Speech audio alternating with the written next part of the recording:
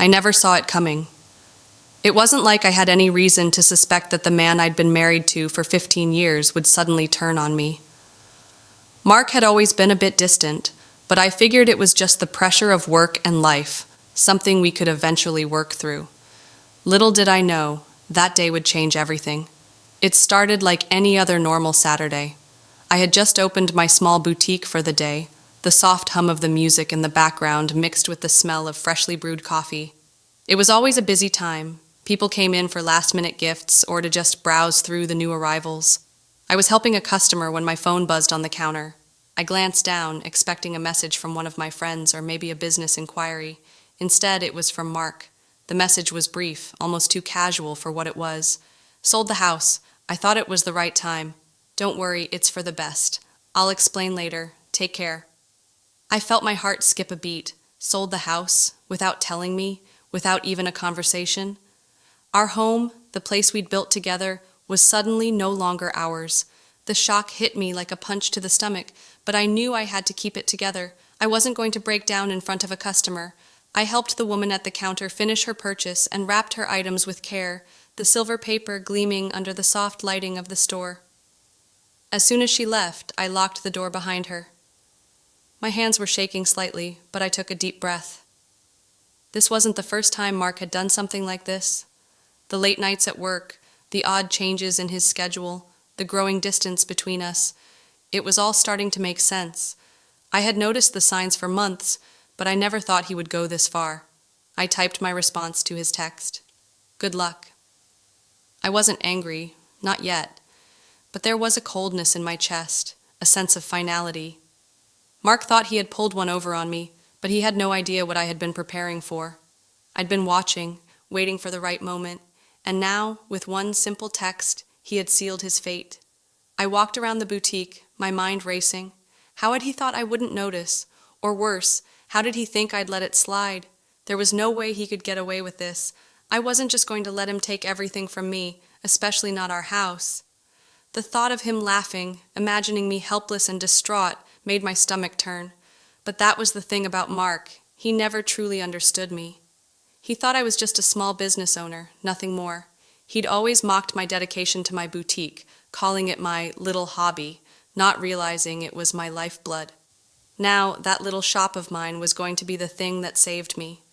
I calmly pulled out my phone again and called my lawyer, a woman I had met with a few months earlier when I started noticing the cracks in our marriage.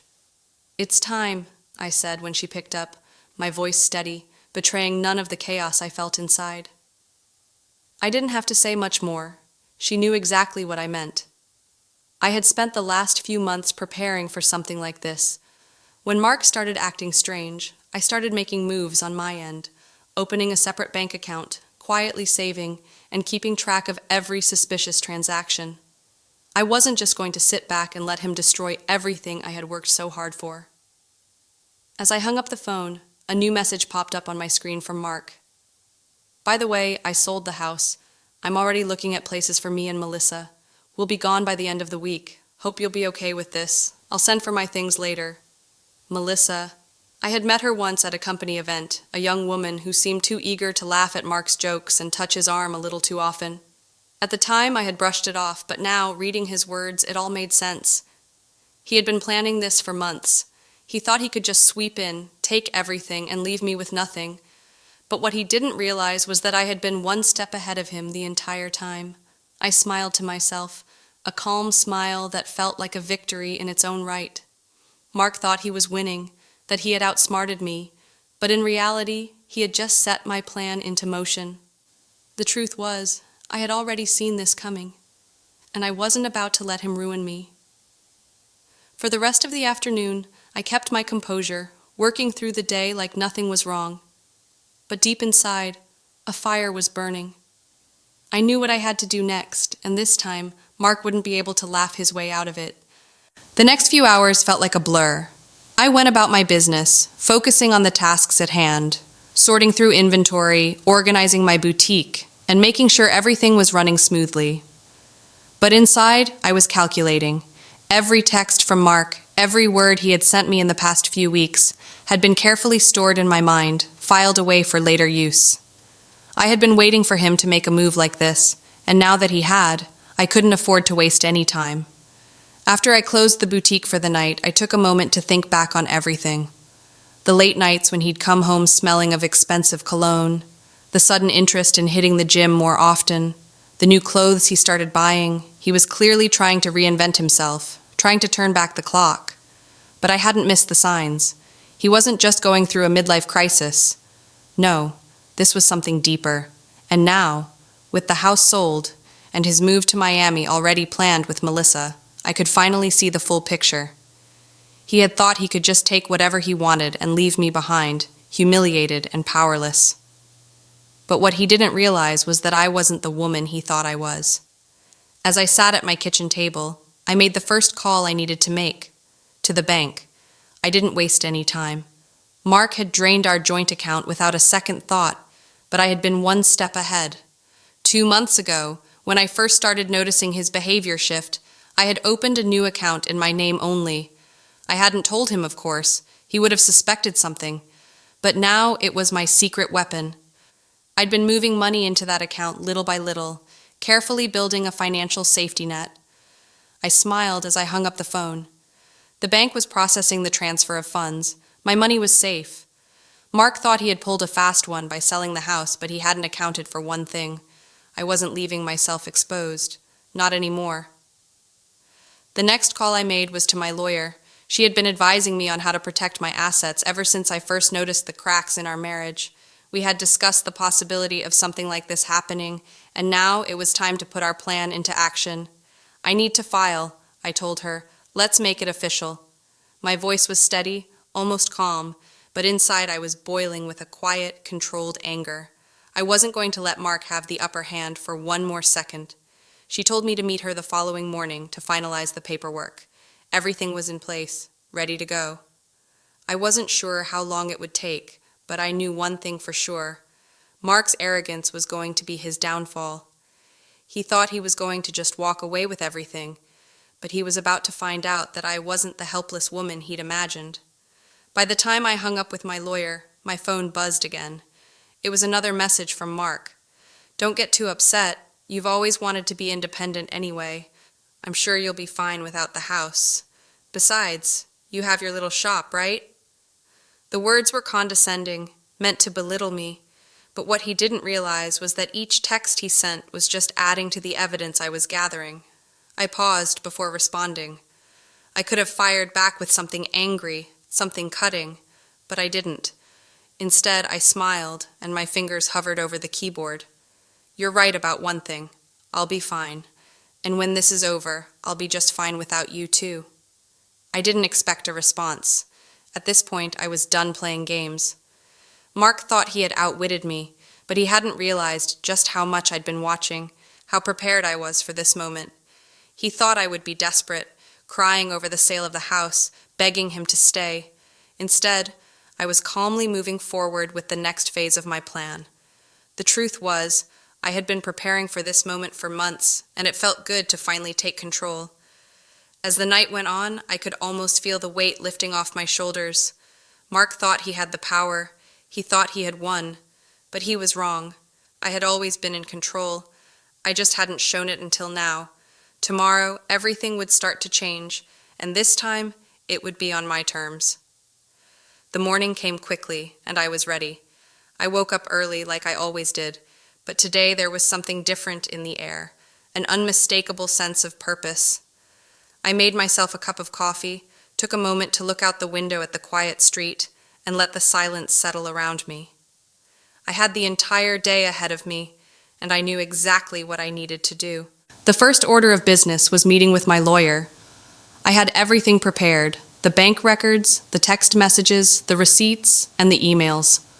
The past few months of quiet surveillance, of keeping track of every little suspicious move Mark had made, had all been building to this moment. I wasn't angry anymore. That feeling had passed. Instead, I was calm, focused, determined. Mark had made his move. Now, it was my turn. I met my lawyer at her office. She greeted me with a smile, but I could see the respect in her eyes. She had been impressed with how I'd handled things so far. As soon as I sat down, we went over everything again. She helped me review the evidence, the proof of financial misconduct, the documented fraud with the house sale, the fraudulent charges on the joint credit card. Everything was in place, and now it was time to move forward. "Are you sure about this?" she asked, her tone more like a friendly reminder than a question. She knew me well enough to know that I wasn't someone who took drastic action lightly, but she also knew that I wasn't someone who would back down when it came to protecting what was mine. "I've never been more sure of anything in my life," I replied, my voice steady, unwavering. The paperwork was signed, and the next steps were set into motion.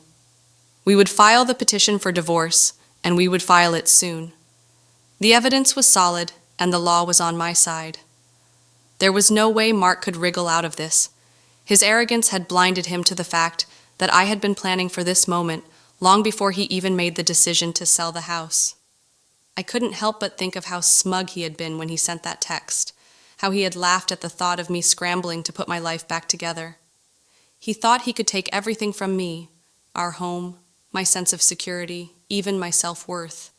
But he had underestimated me. That was the mistake he would regret. As I left the lawyer's office, I felt the first real stirrings of victory. It wasn't the loud kind of victory, the kind where you shout and demand attention. No, this was quieter, more powerful. It was the kind of victory that came from knowing I had taken control, from knowing that I was doing everything I could to secure my future and protect myself. I didn't need Mark's approval, and I didn't need his sympathy. What I needed was to take the next step, to keep moving forward. I arrived back home to a flurry of texts from Mark. The first one was typical of his arrogance. "I hope you're not too upset.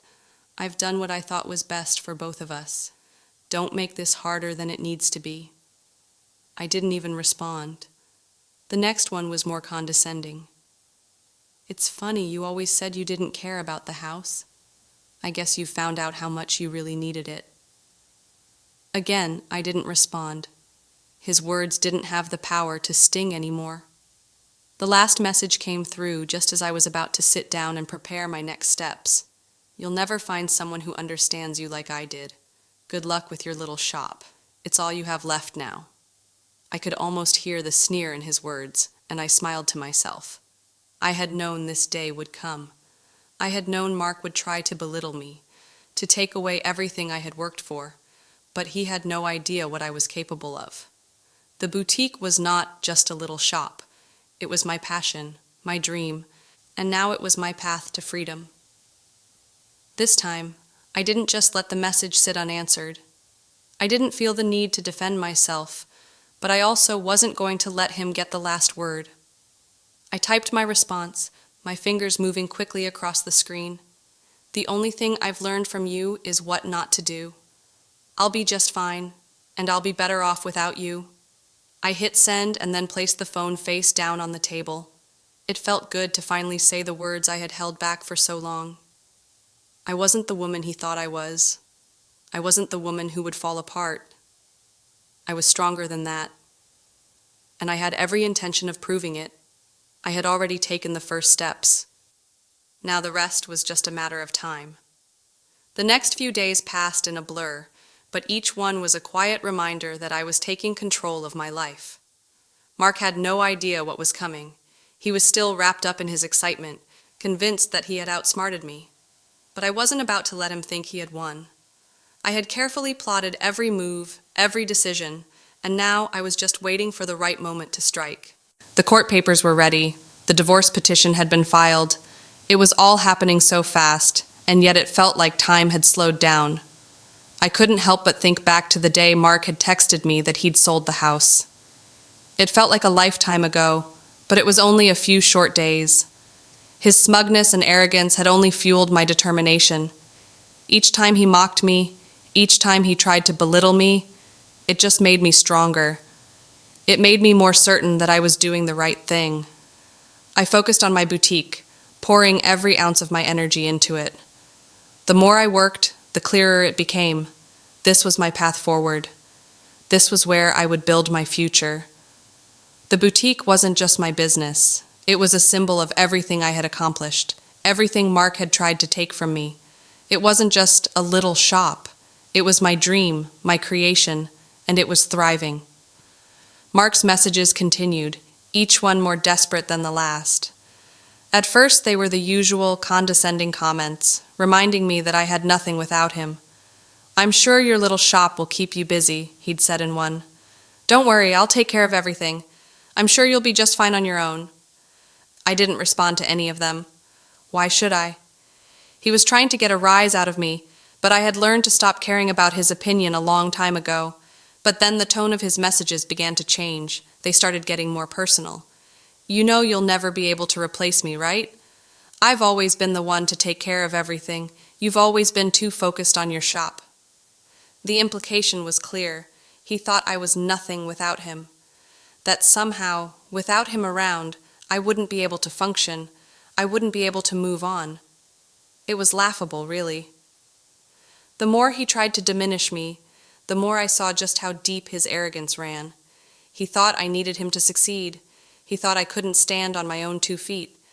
But in reality, I was more capable, more driven, and more independent than he'd ever given me credit for.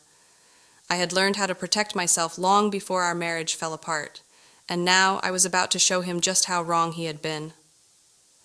The lawyer called me later that week with an update. The judge had agreed to move forward with the proceedings faster than expected.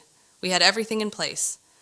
The court would look at the evidence of Mark's fraudulent actions, his attempt to empty the joint account, his selling of the house without consulting me, and they would see that he had no leg to stand on.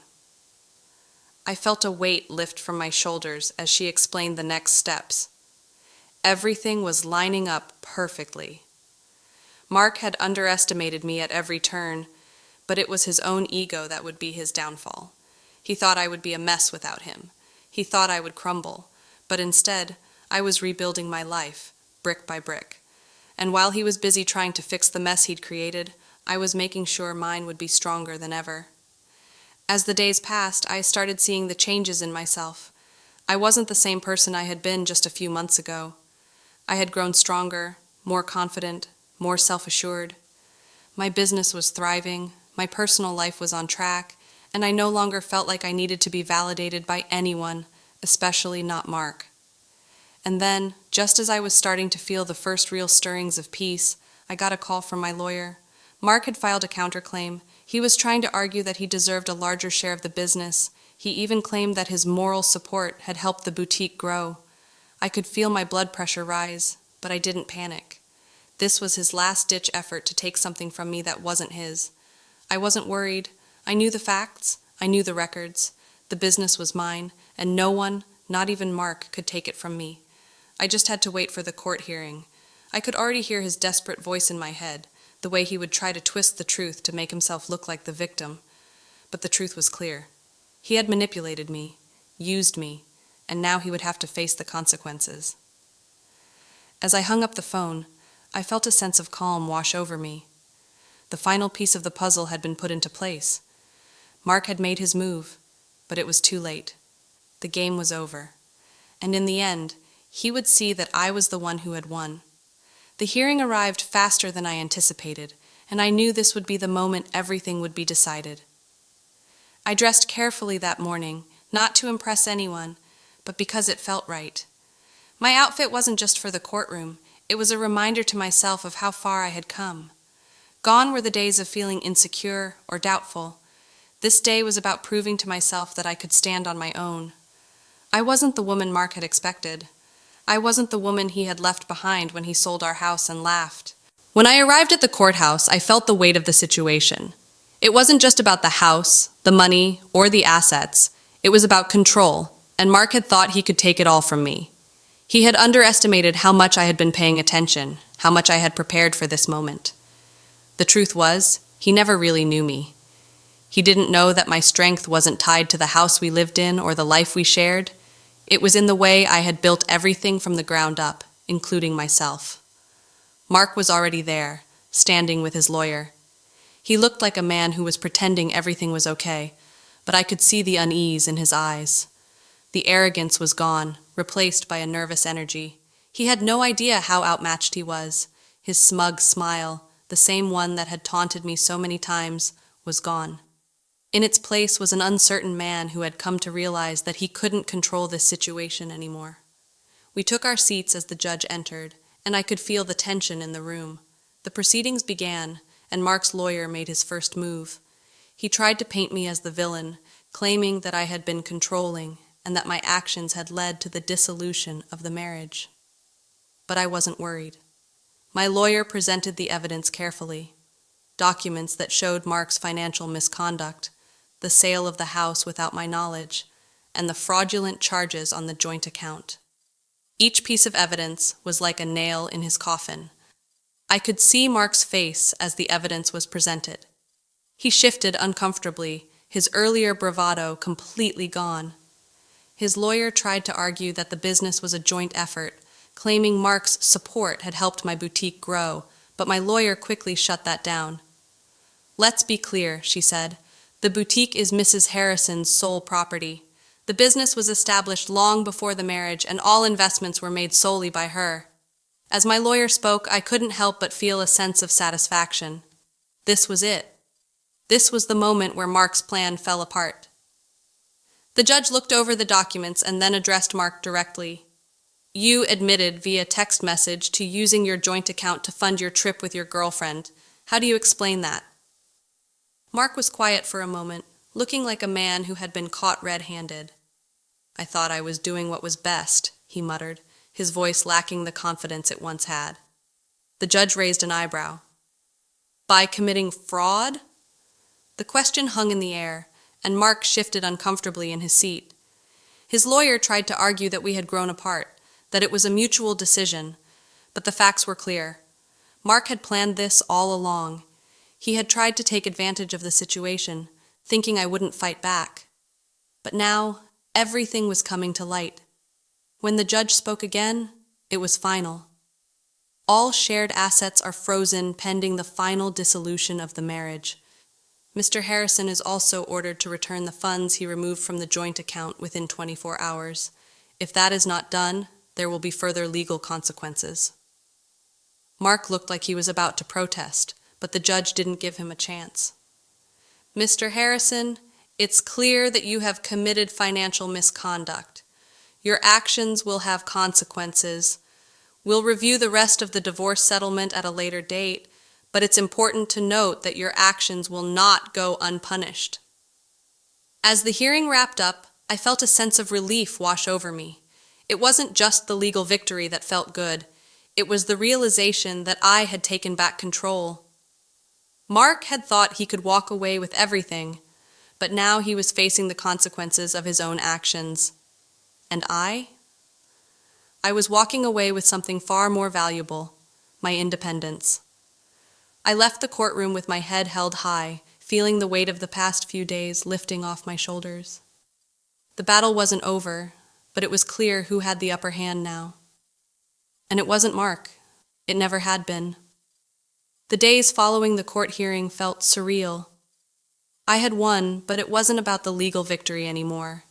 It was about something deeper, something personal.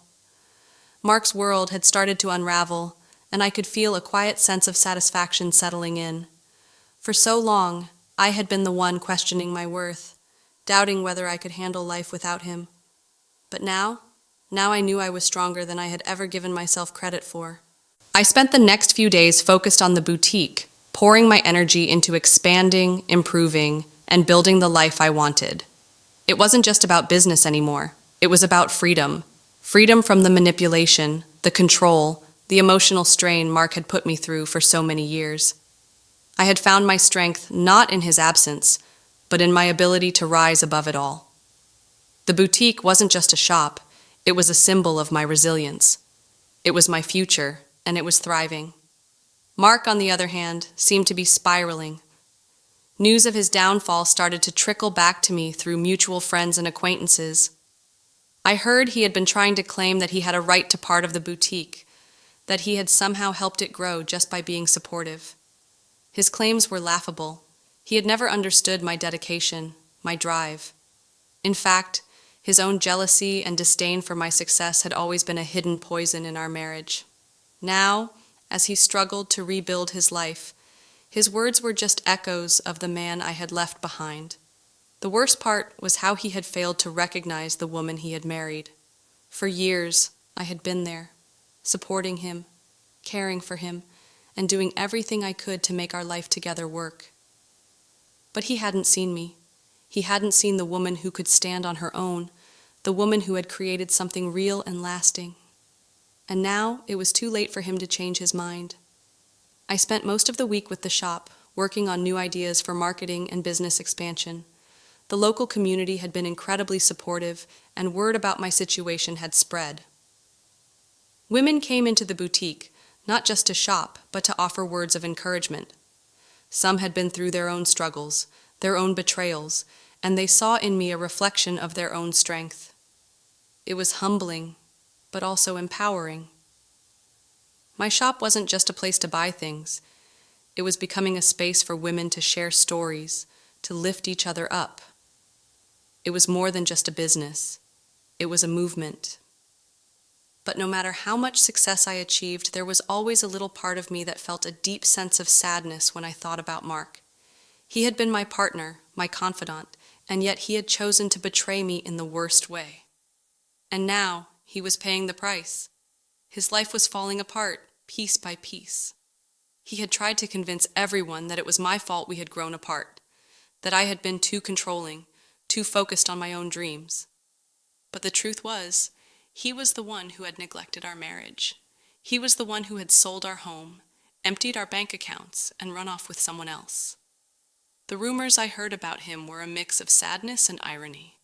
He had moved in with his parents, his once promising career in shambles. He had tried to claim he was the victim, that I had driven him to this point, but people were starting to see through the lies. His friends, his family. They were beginning to realize that Mark's biggest problem wasn't me, it was him. He had made his bed, and now he was forced to lie in it. I didn't feel sorry for him. Maybe a part of me once did, but not anymore. He had taken everything from me. But in doing so, he had given me the greatest gift I could ever have asked for, the freedom to build a life that was truly mine. Then, one afternoon, I received a message from Mark. It was a text, just like the others, but this one was different. It wasn't condescending or mocking. It wasn't about him winning or about me losing. It was simple, almost desperate. I never meant for things to end this way. I'm sorry. Can we talk? I stared at the message for a long time. Part of me wanted to respond, to tell him exactly what I thought of his apology. But another part of me realized that it wasn't even worth my time. He had already shown me who he was, and no apology would change that. He had thought I would crumble, that I would beg for him back, but I hadn't. I had built something stronger, something better. I didn't reply to the message. Instead, I focused on the task at hand, growing my business, expanding my horizons, and planning for the future. I had already moved on, and no matter how much Mark tried to pull me back into his world of lies and manipulation, I wasn't going to fall for it. The truth was, I had found my strength not through him, but because of him, and nothing he said could ever take that away from me. Weeks turned into months, and slowly, life began to settle into a rhythm I could only describe as peaceful. The emotional chaos that had surrounded my marriage had faded into the background, replaced by a new sense of purpose and direction. The boutique was doing better than ever. The support from the community had been overwhelming, and I was expanding into new markets, bringing in new customers. But what felt the best was the realization that this was my victory, not just in business, but in life.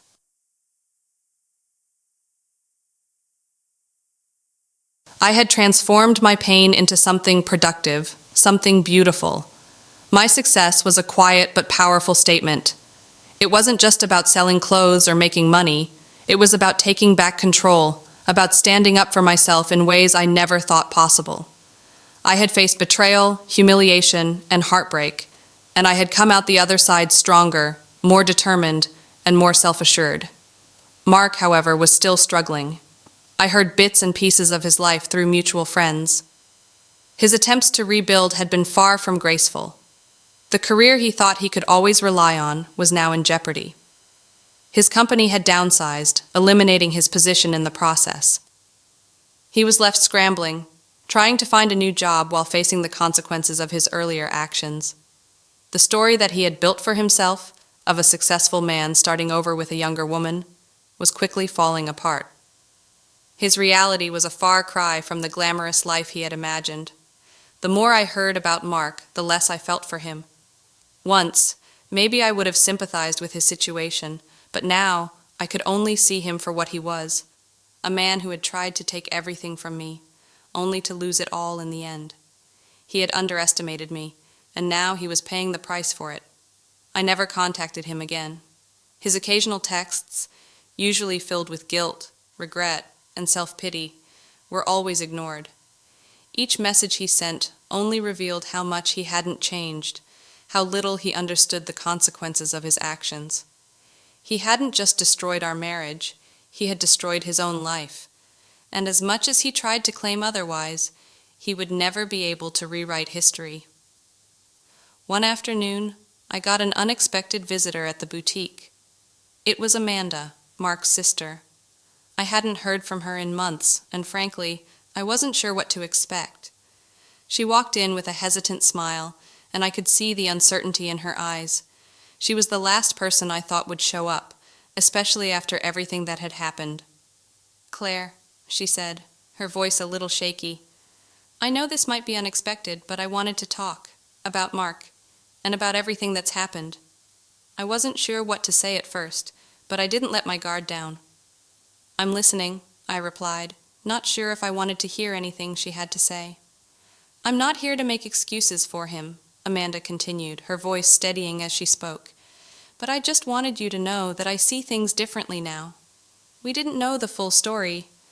Mark had been telling everyone that you were the problem, that you were too controlling, that you pushed him away. But now I see it. I see how he's treated you, how he's treated everyone." She paused, looking at me with a mixture of guilt and sadness. "I'm sorry for not seeing it sooner. You didn't deserve what he did to you." Her words hit me harder than I expected. I had always known that Mark's family didn't fully understand me, but hearing Amanda's admission, seeing that she had finally realized the truth, felt like a weight lifted. I had been carrying that burden for so long, feeling like I was the only one who could see who Mark really was. Now, someone else was acknowledging it. "Thank you," I said softly, my voice filled with quiet gratitude. "It means a lot that you're saying this now." We talked for a while longer, and she apologized again, not just for Mark's actions, but for how she had stood by him and believed his version of the story. She mentioned how Mark had been trying to get her to help him, to make excuses for his behavior, but she wasn't having it anymore. She had seen enough to know that he wasn't the man he pretended to be. As she left, she told me one last thing. "I'm proud of you, Claire. You've shown me what real strength looks like." I watched her walk away, and for the first time in a long while, I felt at peace with everything. Mark's family had been a part of the story I once thought was mine to fix, but I realized that I didn't need their approval anymore. I had built something on my own, something that was mine and mine alone. Their understanding, or lack of it, no longer had the power to affect me. Mark had tried to break me, to take everything I had worked for, but he had failed, and as I watched Amanda leave, I realized just how much stronger I had become. I wasn't the same woman I was when he left. I wasn't even the same woman I had been when I first started my boutique. I was something more, a survivor, a fighter, a woman who knew her worth. And as my boutique continued to thrive, as I expanded my business and built the life I had always dreamed of, I knew that Mark's cruel text message from so long ago, his attempt to diminish me, had only served to fuel my rise. I had found my own power, and nothing would ever take that away from me. A year passed since the final divorce hearing, and my life was unrecognizable compared to the way it had been when I was still married to Mark. Every day felt like a new beginning, a chance to move forward, and I was taking every opportunity. My boutique had grown into something even bigger than I'd ever imagined. It wasn't just a store anymore, it was an empire. The word had spread, and people were starting to take notice of my journey. Media outlets, local magazines, and even podcasts wanted to feature my story. They saw me as more than just a woman who had been wronged. They saw me as a successful entrepreneur who had built something from scratch, a woman who had turned her pain into power. And I was ready to share that story with the world. It wasn't about revenge anymore. It never really had been. At first, I had been motivated by the desire to prove to Mark, and to myself, that I could rise above his betrayal. But as time went on, I realized that my success wasn't about proving anything to him. It was about showing the world that a woman could thrive on her own terms. It was about creating something meaningful, something lasting, without needing anyone's approval or validation. The more I expanded, the more I realized that I had built something greater than just a business. I had built a community, a place where women could come together, support one another, and empower each other. The boutique had become a symbol of resilience, and that meant more to me than any amount of money or recognition ever could. One day, I received an invitation to speak at a women's business conference. The topic wasn't about divorce. It wasn't about betrayal. It was about building and protecting a successful business.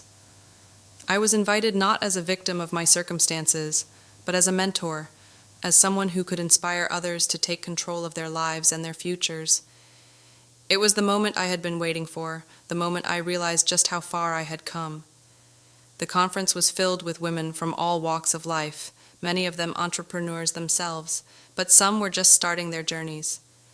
As I spoke to them about my experiences, about how I had learned to keep my personal and business lives separate, about how I had fought for what was mine, and how I had stayed strong when everything seemed to be falling apart, something inside me shifted. I realized that I wasn't just sharing my story to inspire others. I was reminding myself of how far I had come, how much I had accomplished, and how much I had changed. After the speech, a young woman approached me. She was in her 20s, wide-eyed and eager, with a look of admiration that made me smile. "You don't know how much your story means to me," she said.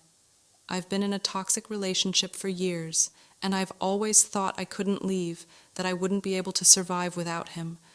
But hearing your story, it's like you gave me permission to leave, to start over." Her words hit me harder than I expected. I had always known that what I had built was special, but hearing someone say that my journey had helped them change their life was humbling. In that moment, I realized that this wasn't just about me anymore. It was about every woman who had been told she couldn't do something, who had been made to feel small, who had been told she couldn't survive without someone else. It was about showing them that they could, just like I had. And then, just as I thought the day couldn't get any more surreal, I received a message. It was from Mark. I had stopped hearing from him long ago, and for a while, I didn't think I ever would again.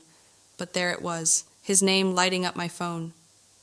I hesitated for a moment, unsure if I wanted to even open it, but something in me told me I should. I tapped the screen, and the message appeared. "I see what you've built. I never thought you'd get this far. I was wrong about you. You were always the stronger one, the smarter one. I thought I could just walk away and leave you behind, but now I see that I've lost everything. I'm sorry for what I did. I know it's too late, but I wanted you to know." For a moment, I just stared at the words. I had expected this. I had always known that Mark would eventually come to regret his actions. But as I read the message, something inside me shifted again. There was no anger, no satisfaction in this moment, just a quiet sense of closure. I didn't respond. I didn't need to. I had already moved on. I had already won, not because of some petty revenge, but because I had rebuilt my life into something that was entirely my own. I had found peace, not in getting him to apologize, but in knowing that I had grown stronger than I ever thought possible. As I sat back in my chair, my phone still in my hand, I felt a wave of gratitude wash over me. Gratitude for the lessons I had learned, for the strength I had found, and for the life I had created. Mark's cruelty had once felt like the end of everything I knew, but now it was clear. It had only been the beginning. the beginning of something so much greater than I could have imagined. I stood in the middle of my boutique, watching the bustle of activity around me.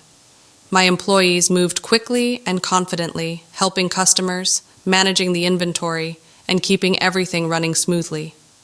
The store, once a modest dream, had now become a thriving business. The sense of accomplishment I felt was indescribable, but what struck me the most was the calm, peaceful satisfaction that had settled into my soul. The woman I was now was not the same woman I had been before. I was no longer the wife who had been left behind, the woman who had been made to feel small and unimportant. I had become someone entirely new, someone who had learned the hard way that the key to survival wasn't clinging to what you lost, but embracing the opportunities that lay ahead. I thought back to the first time I'd received that text from Mark, the one where he had casually mentioned selling our house and running off with his new girlfriend, as though it was just another decision in his life. At that moment, I had felt like my world was crashing down, and I wasn't sure how I would recover. But now, standing here in my own success, I realized that moment wasn't the end. It had been the start of something entirely different, something more powerful than I had ever imagined. Mark had thought he could destroy me. He had thought I would crumble, that I would beg him to come back. But I hadn't. Instead, I had done the one thing he never expected. I had stood up, dusted myself off, and rebuilt my life from the ground up. And as I looked around at the boutique I had built, the life I had created, I knew that it was more than just a store. It was a testament to my resilience, my strength, and my refusal to be defined by someone else's actions. It wasn't just the business that had changed. I had changed. The woman I was when Mark left me wasn't someone I recognized anymore. I had stopped waiting for permission to live my life on my terms. I had stopped seeking validation from others. My worth wasn't tied to Mark or the life we once shared. My worth came from within, from the strength I had discovered through adversity. Later that evening, as I closed the store and prepared to head home, I reflected on how far I had come. The phone buzzed once again with a notification from the boutique's website. New orders, new customers, new possibilities. I realized in that moment that success wasn't about getting even, wasn't about proving Mark wrong. It was about living a life that was true to who I had become. The success of the boutique, my newfound independence, was the best revenge. It was the life I had built for myself, and I couldn't have been prouder. I glanced at the framed picture on my desk, one of the first days I'd opened the boutique. It had been a small shop, a dream just beginning to take shape. Now, years later, that dream had grown into a flourishing business, and as I looked at the smiling woman in the photo, I realized she had known all along that she could do it. She just hadn't known how strong she truly was. And with that thought, I smiled, knowing that my story wasn't just one of survival. It was one of victory, of triumph in the face of betrayal, and the strength to rebuild a life worth living. There was no more looking back. There was only moving forward, building and growing. The future was mine, and it was brighter than I could have ever imagined.